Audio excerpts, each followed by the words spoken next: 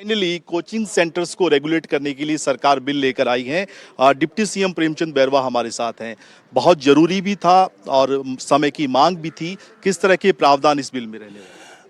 निश्चित रूप से ये बहुत बड़ी गंभीर मामले जो कोचिंग संस्थाओं में हो रहे थे। बच्चे आत्महत्याएं कर रहे थे, बच्चों पे इतना प्रेशर था।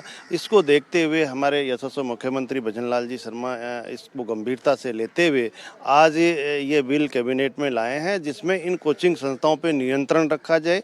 जो भी कोचिंग संस्थाएं 50 या 50 से अधिक बच्चे वहाँ कोचिंग संस्था में है, तो उसका हम रजिस्ट्रेशन का प्रावधान रखा है कि वो हमारे सरकार में उसका रजिस्ट्रेशन हो। और उसके बाद में कई प्रावधान जो रखे गए, उन कानूनों की अगर अवहेलना करते हैं तो उनके पेनल्टी का प्रावधान भी है, जिससे उनको 1 लाख 2 लाख रुपए एक बार के बाद में भी निकले 5 लाख, उसके बाद में भी अगर वो अवहेलना करता है तो उसका रजिस्ट्रेशन कैंसिल करने का भी प्रावधान इसमें रखा गया है।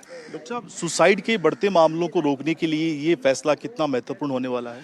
मैं मानता हूं कि इसमें जो सरकार का इन कोचिंग संस्थाओं पे नियंत्रण नहीं था, वो नियंत्रण होगा। और इसमें हमारे बच्चों पे जो प्रेशर है और आत्महत्याएं, मैं मानता हूं कि बहुत कम संभावनाएं रहेगी। तो क्या मानसिक दबाव या फीस कई बार वापस नहीं दी जाती है, इस तरह के तो प्रावधान? इस तरह के प्रावधान है इसमें, इसीलिए तो कह रहे हैं कि हम अभी ये प्रावधान इसमें रखेंगे। जैसे जैसे जरूरत पड़ती जाएगी इसमें संशोधन करके और प्रावधान रखे जाएंगे, जिससे हम इन पे नियंत्रण रख सकें। बिल्कुल। डिप्टी सीएम प्रेमचंद बैरवा, जो कि उच्च शिक्षा मंत्री भी हैं, वो बता रहे हैं कि कैसे इस बिल के जरिए राजस्थान में जो खास तौर पे कोचिंग सेंटर्स में सुसाइड के मामले बढ़ रहे हैं, उनको कम किया जाएगा, उनको रोकने की कोशिश होगी। सरकार की मंशा बिल्कुल साफ है और इस बिल में जो प्रावधान किए गए हैं उसमें एक तो 50 या 50 से ज़्यादा स्टूडेंट वाले तमाम कोचिंग सेंटर को अब पंजीकरण करवाना होगा, उनका रजिस्ट्रेशन किया जाएगा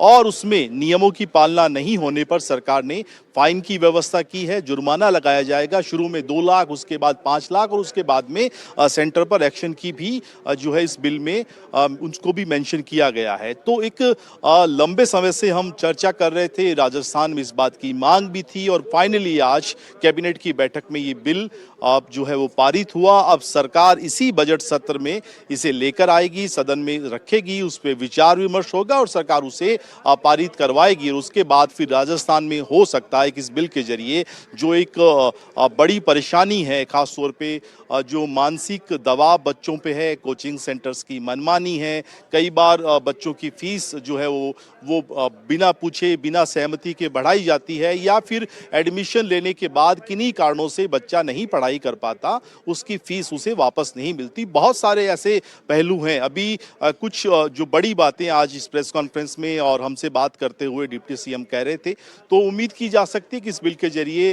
राजस्थान में सुसाइड के जो मामले बढ़ रहे हैं, खासतौर पे इस साल जिस तरह की तेजी आई है, उसको रोकने में इस बिल के जरिए मदद मिलेगी। इसके अलावा कुछ दूसरे महत्वपूर्ण फैसले भी किए गए हैं, खासतौर पे जो राजस्थान में सरकारी कर्मचारियों को केंद्र सरकार के कर्मचारियों की तर्ज पर ग्रेजुएटी का लाभ मिलेगा।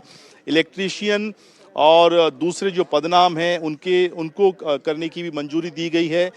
इसके साथ साथ राजस्थान कौशल विधि प्रस्ताव नीति जो है उसको भी पारित किया गया है। तो कुल मिलाकर इसके साथ कृषि क्षेत्र को दिन में बिजली उपलब्ध कराने के लिए बड़ा फैसला हुआ है। कई ऐसे जमीन आवंटन के फैसले भी आज की इस कैबिनेट बैठक में लिए गए हैं।